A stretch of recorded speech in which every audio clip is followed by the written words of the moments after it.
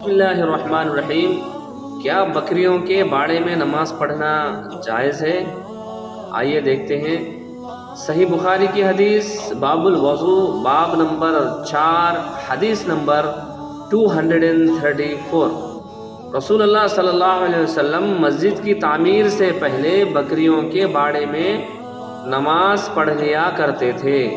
تو معلوم یہ ہوا کہ بکری وغیرہ یعنی بکری اونٹ کے باڑے میں بوقت ضرورت نماز پڑھنا بھی جائز ہے، کیونکہ اس دور میں جو ہے عرب کے نزدیک بکری اور اونٹ یہ سب تھے، تو اللہ کے نبی صلی اللہ علیہ وسلم نے بکریوں کے اونٹوں کے باڑے میں نماز پڑھنے کی بھی اجازت دے دی ہے۔ تو اللہ تعالیٰ سے دعا ہے اللہ تعالیٰ ہم کو اسی طرح دین سیکھنے اور لوگوں تک پہنچانے کی توفیق نصیب فرمائے اور خود کو بھی عمل کی توفیق نصیب فرمائے۔ والسلام علیکم ورحمۃ اللہ وبرکاتہ۔